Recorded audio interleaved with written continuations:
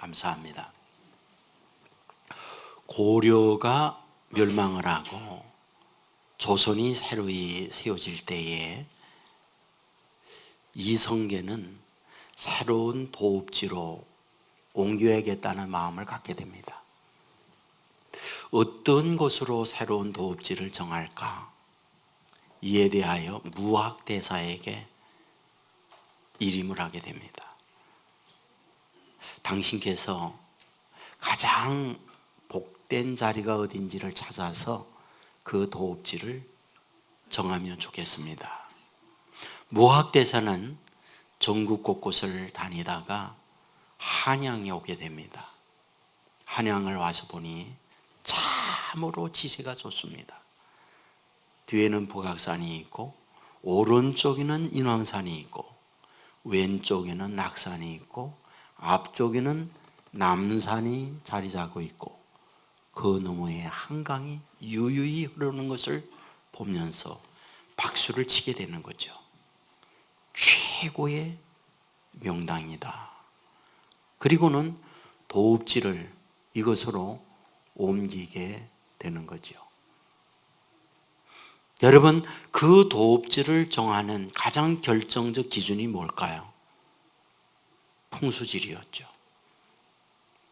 풍수지리에 의해서 터를 잡은 겁니다. 여러분 인생을 사는 데 있어서 터 굉장히 중요하잖아요.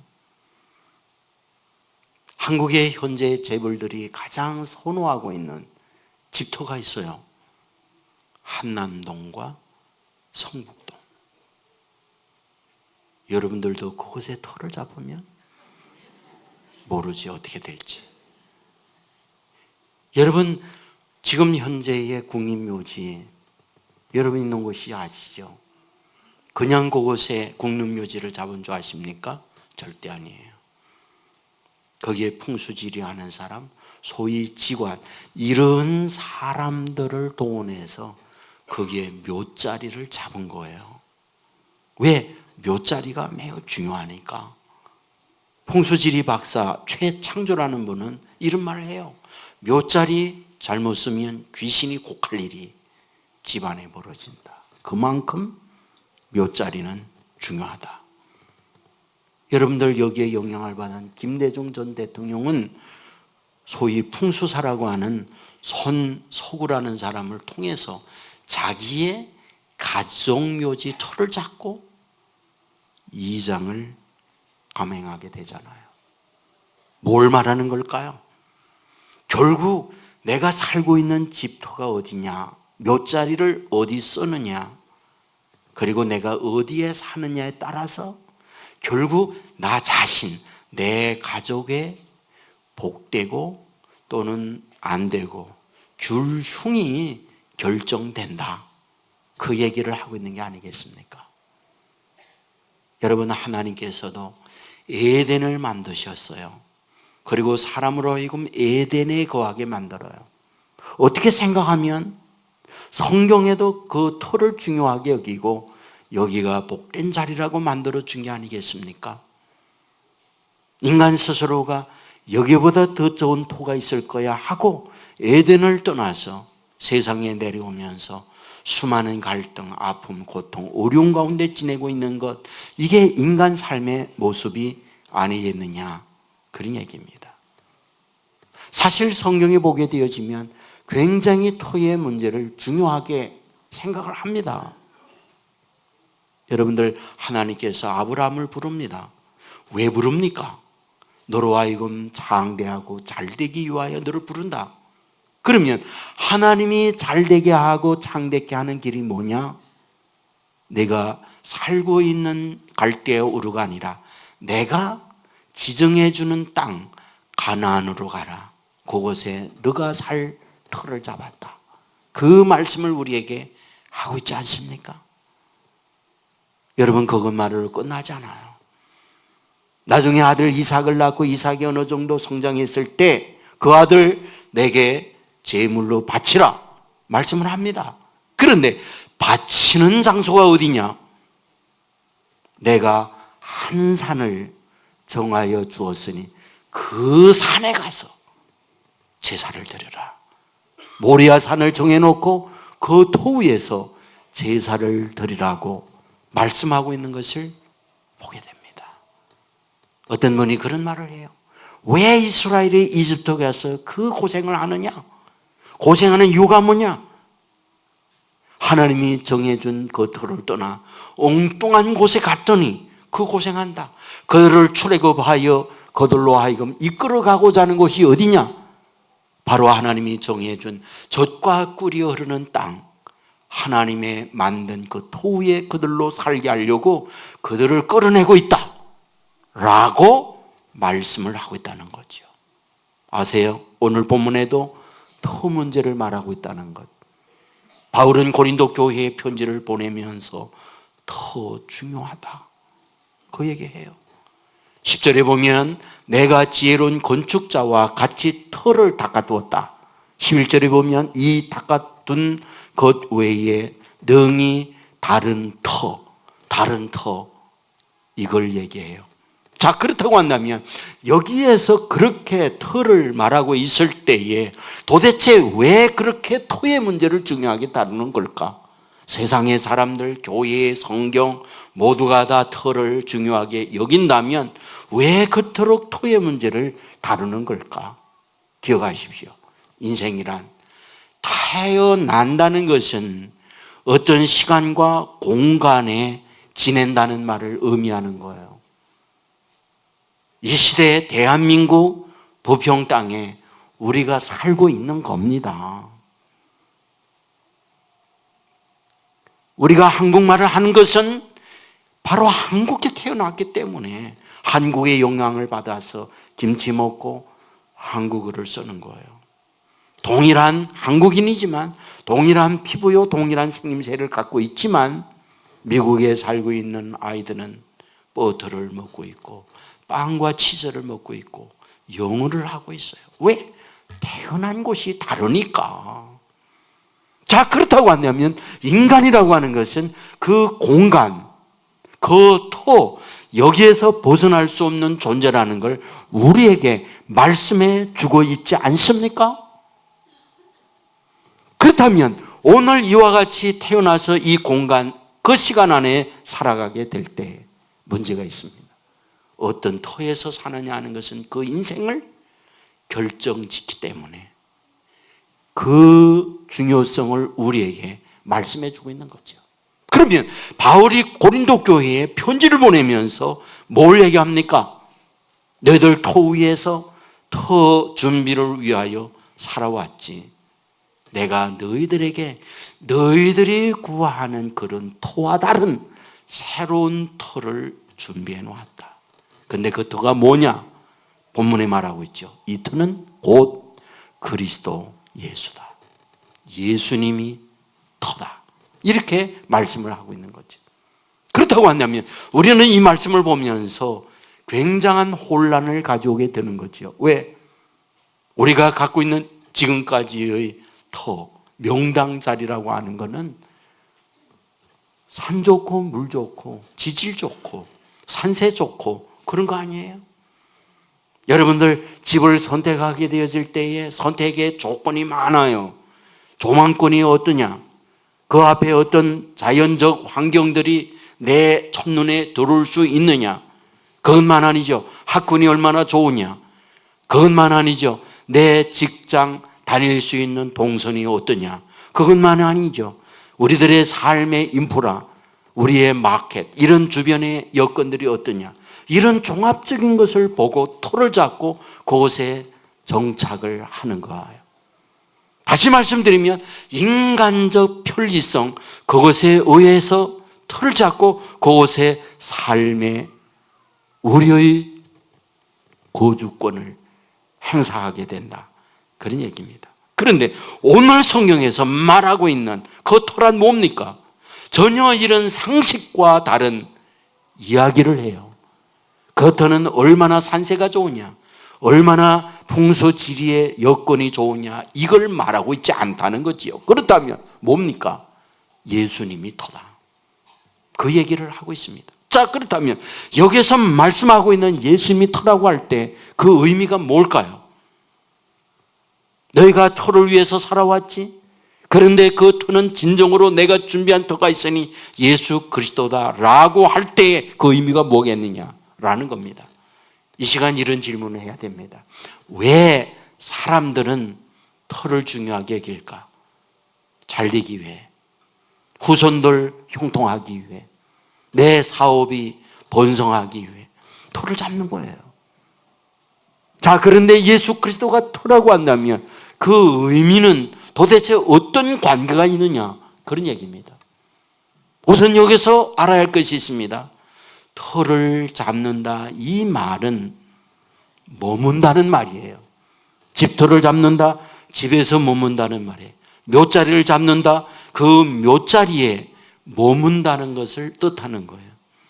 그런데 여기서 머문다라고 하는 것은 단순하게 내 육체, 내 몸뚱아리만 묻혀있거나 머물러 있는 공간적 터를 말하고 있는 게 아니다라는 거죠. 예수 그리스도가 터라는 말은 곧 내가 머물고 있는 그것이 육체의 몸만 머물고 있는 그것만을 말해서는 안 된다, 그 얘기를 하는 거예요. 여러분, 이것은 내 육체를 넘어서서 마음과 정신에 해당되어지는 말씀이다, 그런 말이에요. 다시 다르게 표현한다면 내 몸이 어떤 곳에 계속 머물러 있느냐, 이것이 중요하듯 내 마음, 내 정신이 어디에 머물고 있느냐, 이게 더 중요한 문제라는 것을 본문은 우리에게 가르쳐 주고 있다, 그런 얘기입니다. 여러분, 사람이 어떤 곳에 영향을 받습니까? 먼저 가정이에요. 부모로부터 함께 공간 안에 거주하면서 말도 듣고 삶의 모습을 보면서 자기 인생 영향을 받습니다. 다음에 학교입니다. 오랫동안 학교의 친구들과 더불어 지내며 선생님의 가르침을 받으면서 자기의 어떤 인생관, 자기의 삶의 가치들을 형성하게 만들어요. 어떤 교회 신앙 공동체, 이건 역시 그 안에서 자기의 삶의 미래를 확정짓는 어떤 가치관, 신앙관, 인생관 같은 것을 만들어 가요. 뭘 의미하고 있느냐? 사람이라고 하는 건 공간도 중요하지만 자기 머릿속에 자기를 다스리고 주장하는 것이 더 중요하다, 이 말씀을 하고 있다, 그 말이에요. 오늘 저와 여러분이 그런 가운데에 심소 노력해요. 공부해요. 대학을 가려고 해요. 왜? 어떻게 생각하면 인간의 더 많은 좋은 터를 잡고 그곳에 더 많은 돈을 얻기 위한 목적을 가지고 그 일을 하는 게 아닌가요? 여러분, 아름다운 가정을 이루어요. 가정을 이루어서 뭐 하려고? 행복하게 그 터전에서 인생을 복되게 하고자 하는 목적을 가지고. 하지만 오늘 그러한 우리의 목적을 가지고 공부도 하고 노력하지만 번번이 불합격하는 사람이 있어요. 때로는 어떤 시도에 있어서 패배를 경험하는 사람이 있어요. 때로는 행복을 기대하지만 행복이 아니라 불행의 결과를 가져오는 사람들이 있어요. 여러분, 그렇다고 한다면 도대체 오늘 저와 여러분들로 하여금 인생 사는 데 있어서 어떤 공간적 터가 그런 거를 결정짓는 것이냐라는 거예요. 오늘 우리에게 말씀하려고 하는 것은 그건 결코 아니다. 내가 어느 곳에 오래 머무느냐, 내 마음, 내 정신이 어떤 터를 잡고 그곳에 머물러 있느냐, 그것이 사실은 내 인생의 모든 것을 좌우하고 결정한다, 이 사실을 우리에게 말씀해 주려는 것이다, 그런 말입니다. 그러면 오늘 본문에서 예수님이 터라는 말은 왜 이 말씀을 하는 걸까요? 고린도 교인들이 그들의 인간적 삶의 터전을 잡고 있어요. 고린도 교회 당시에 갖고 있는 그들의 삶의 모습 같이 그러한 삶의 형태들을 여전히 교회 안에 들어와서까지 그것을 갖고 있어요. 그런데 그 결과 분쟁이 생기고 세상의 이들과 다를 바 없는 음란함이 일어나고 세상에 법적 고소가 일어나고, 그런 현실 속에서 이건 아니다, 너희들로 하여금 어떤 공간적 너희가 머무는 이것보다 더 중요한 것은 너희의 마음에, 너희의 생각에, 머물고 있는 터전이 더 중요하다. 그게 누구냐? 예수 그리스도다. 예수 그리스도 안에 너희가 머물고 너의 생각이 터를 잡고 있을 때에 너의 인생이 제대로 되는 거지. 그렇지 않으면 너의 삶은 곤고하고 여전히 세상과 다를 바 없는 어려움이 동반된다. 이것을 우리에게 말씀해 주고 있다. 그런 말입니다. 여러분, 이것을 예수님은 실제적으로 가르쳐 주어요. 어디에서? 마태복음 7장 25절 이하에 보면 이렇게 기록합니다. 비가 내리고 장수가 나고 바람이 불어 그 집에 부딪히되 무너지지 아니하나니 이는 주추를 반석 위에 놓은 까닭이요 나의 이 말을 듣고 행하지 아니하는 자는 그 집을 모래 위에 지은 어리석은 사람 같으리니. 뭘 말씀하고 있죠? 인생의 집을 짓는데 보면 반석 위에 집을 짓는 사람이 있는가 하면 어떤 사람은 모래 위에 집을 짓는 사람이 있다. 이렇게 말씀을 합니다. 문제가 뭘까요? 우리가 인생을 살다가 보면 인생에는 무슨 일이 벌어집니까? 그곳에 보면 비가 내리고 장수가 나고 바람이 불어 그 집에 부딪히되 무너지지 아니하나니 이렇게 말씀합니다. 여러분, 여기서 말하고 있는 비가 내리고 장수가 나고 바람이 분다는 말이 뭘까요? 물론 물리적인 바람이에요. 물론 물리적인 비예요. 물론 물리적인 물바다가 이루어내는 걸 말해요. 그러나 여기서 말하는 것은 그러한 물리적인 바람이나 물 이런 거를 말하는 차원을 넘어서는 거죠.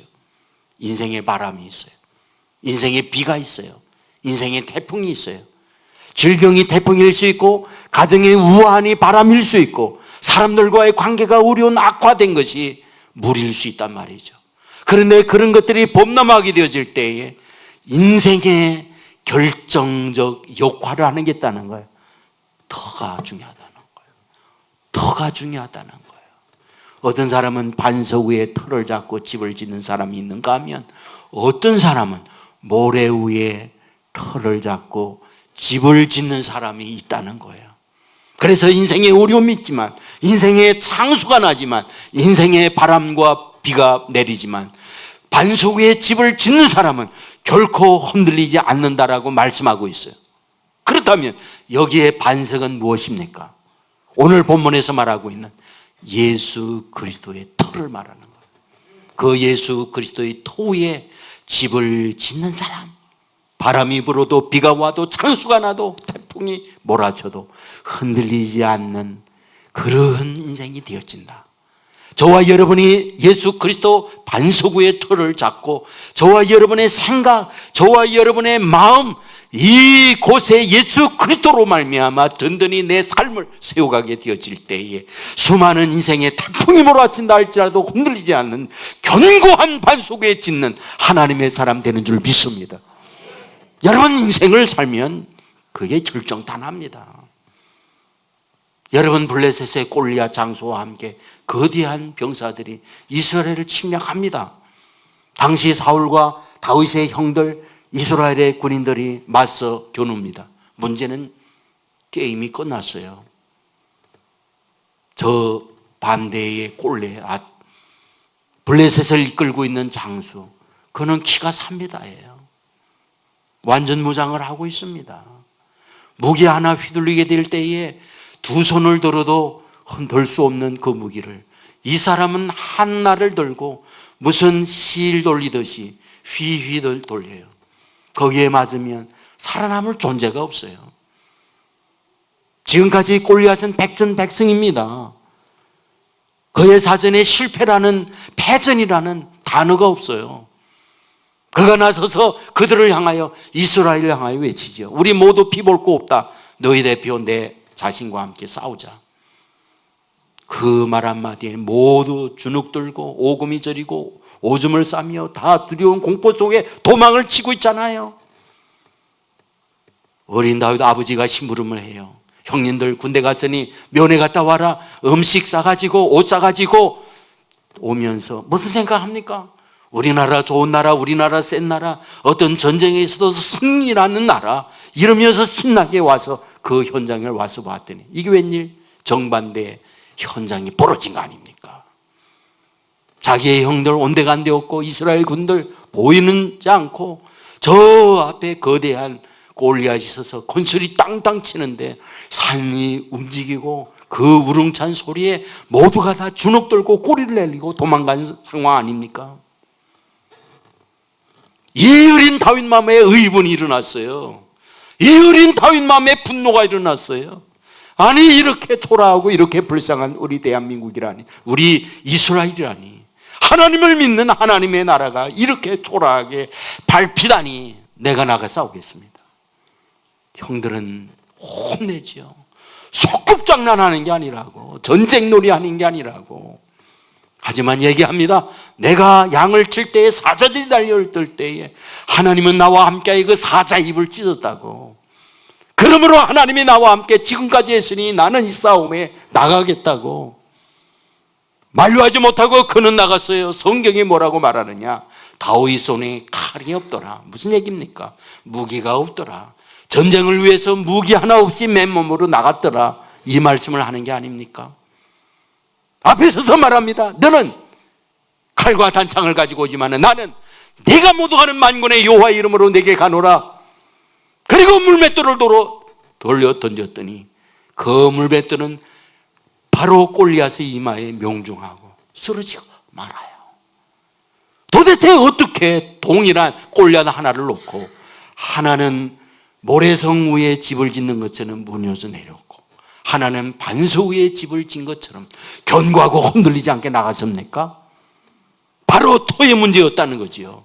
그 머릿속에 사울과 이스라엘 군인들, 다윗의 형님들, 내가 자리 잡고 있어요.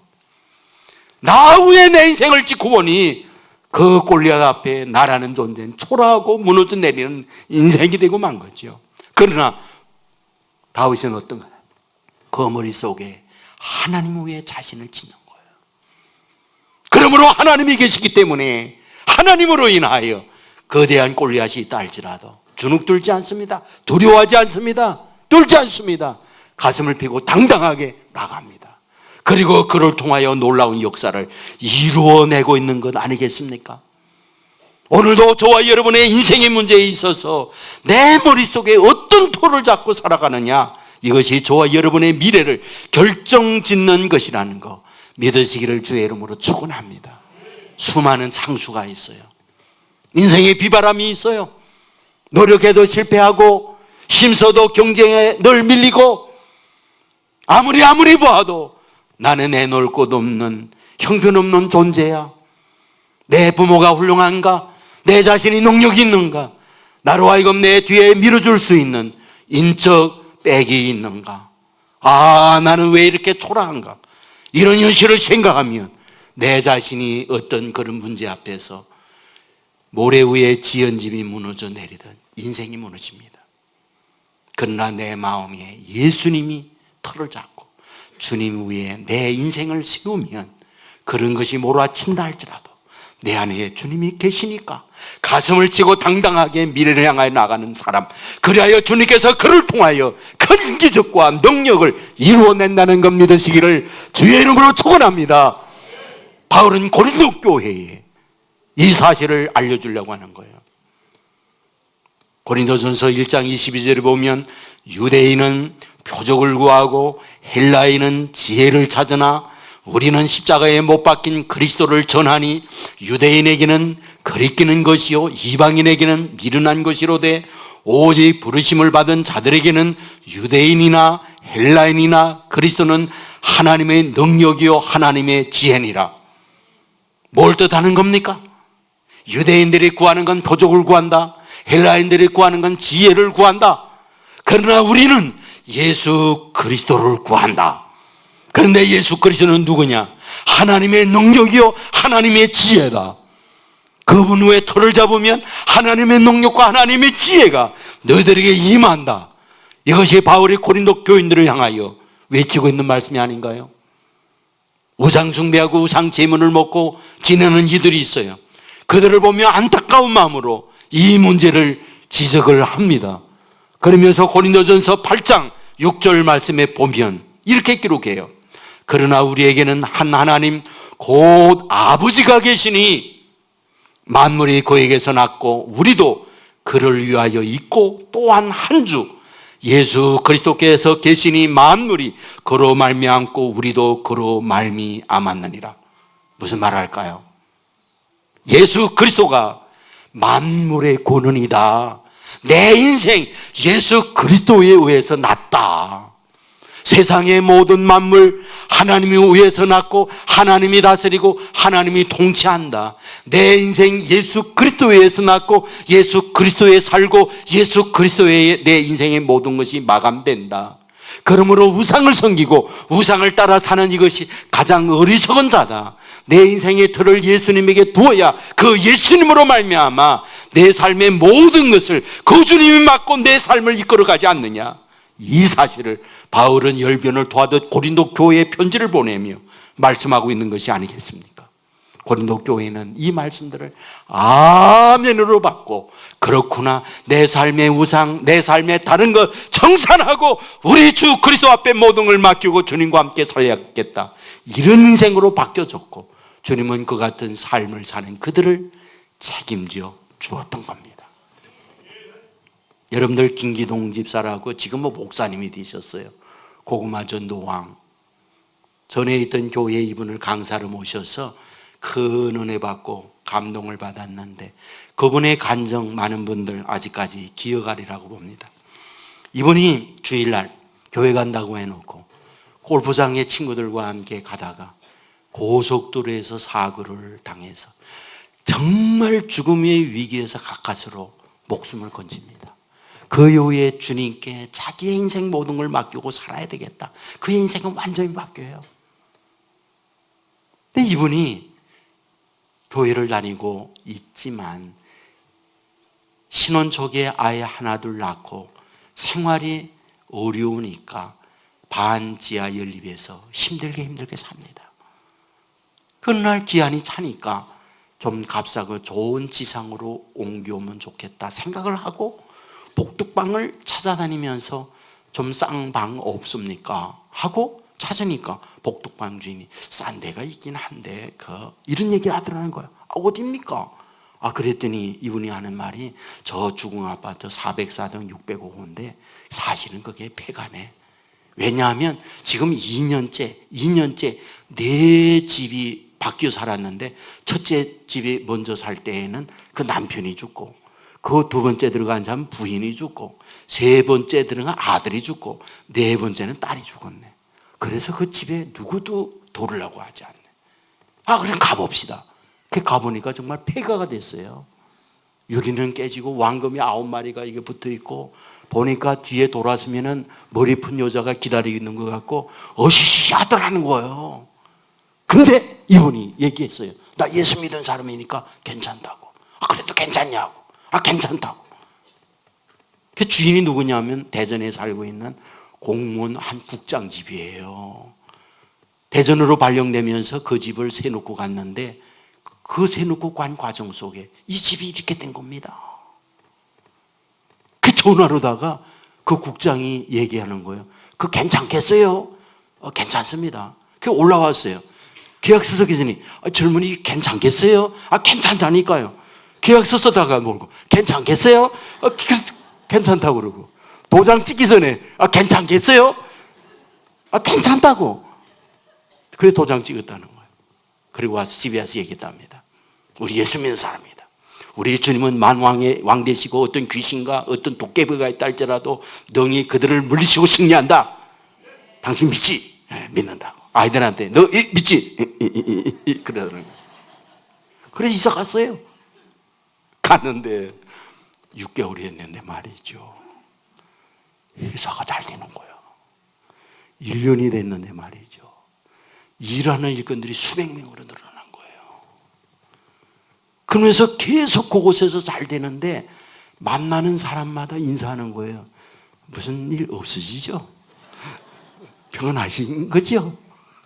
라고 계속 그랬다는 거예요. 나중에 40평짜리 청약 통장을 통해서 아파트 분양받았어요. 이사가는 날 404동 주민들 다 모셔서 잔치했답니다. 그러면서 얘기했대요. 여러분들 때문에 잘 있었고 감사합니다 했는데 동네 사람들이 모두가 다 일어나서 박수 치면서 당신 때문에 우리 살겠다 했다고. 왜냐하면 폐가 있다니까 그 아파트가 3천만 원 정도가 떨어진 거예요. 다른 데보다. 귀신 나온다는 게 사람이 안 오는 거예요. 그런데 이분이 와가지고 완전히 그것을 끊어버리니까 부동산 가격이 다 회복되니까 완전히 3천만 원씩 번 거잖아요. 그 미친 거예요. 나 예수 때문에 그랬다. 당신을 예수 믿으면 지금 그 살아계신 주님이 이 능력 당신들에게도 행한다. 100% 다 믿었다는 거예요. 그 404동이 그것만 아니에요. 부동산 아저씨 믿지, 국장 이 가정 보고 예수 믿었다는 거예요. 뭘 뜻하는 겁니까? 우리의 마음속에 터를 예수님께 잡고 살면 그 예수님께서 저와 여러분의 인생 어떻게 책임지고 인도하는가 보여주는 증거 아닙니까? 오늘 하나님의 백성된 저와 여러분, 세상에 어떤 것에 명당 잡고 어떤 기관이나 어떤 풍수지리 잡아서 어떤 터 잡는 거 이 잘 하겠다고 생각들 하지요. 보다 더 중요한 것, 우리 마음의 터, 누구에게 내 인생의 터를 잡을 거냐. 사실은 그게 인생의 앞날을 결정짓는다. 믿으시기를 주의 이름으로 축원합니다. 자, 여러분 생각해 보십시오. 아니 그렇게 훌륭한 무학대사가 한양 도읍지를 정하고 조선 왕조 왕궁을 지었어요.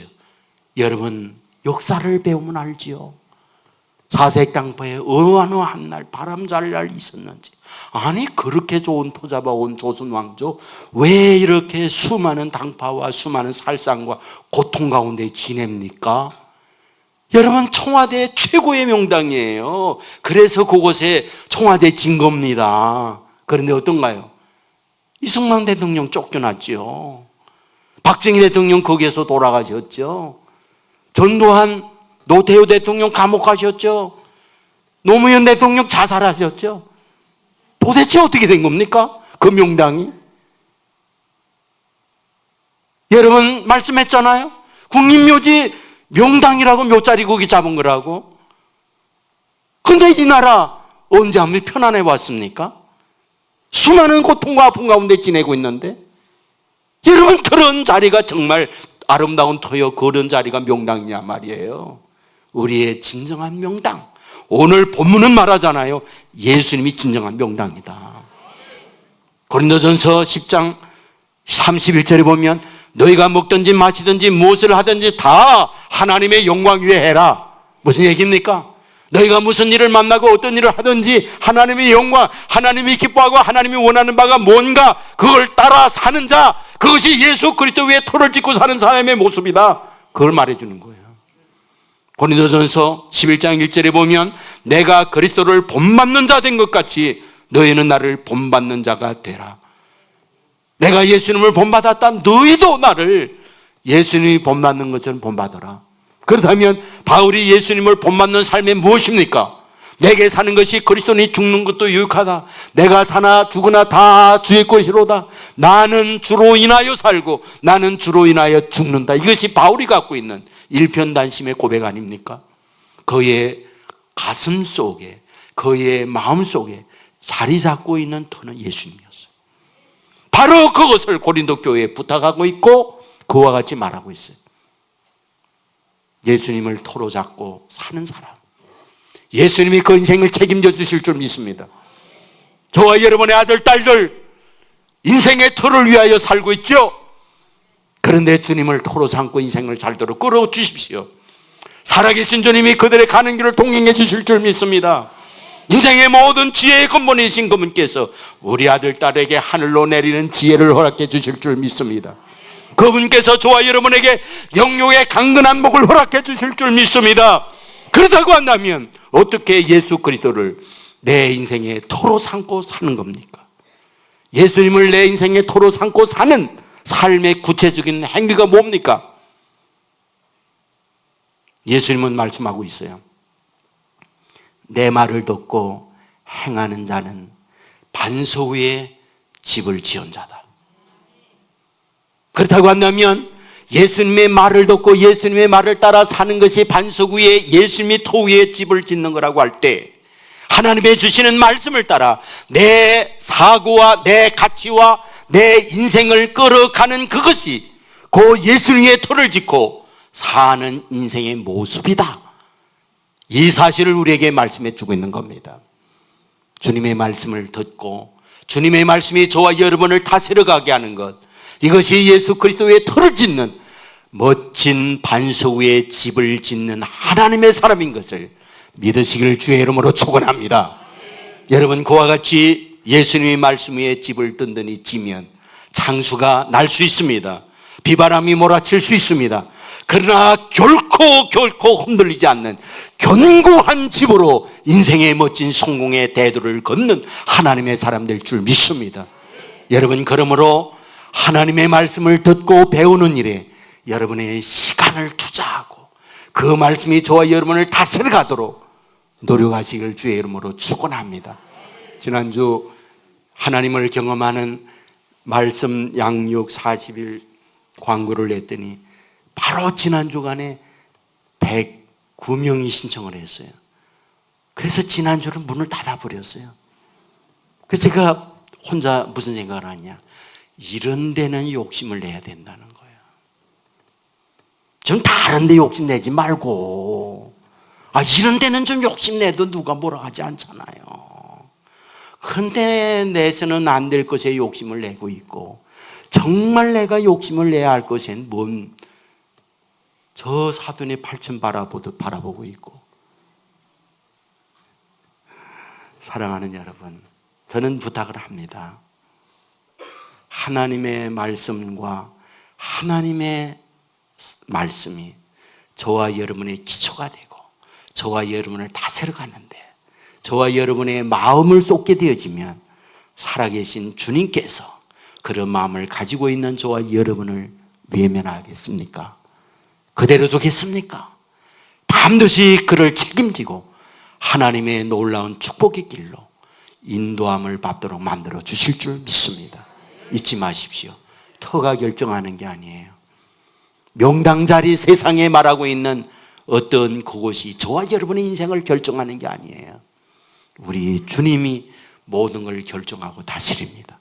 그분 위에 저와 여러분의 인생의 집을 짓고 그분으로 인하여 내리는 하나님의 축복을 한량없이 받아 누려 사는 저와 여러분의 삶이 될 수 있기를 주의 이름으로 축원합니다. 우리 모두 자리에서 일어나겠습니다.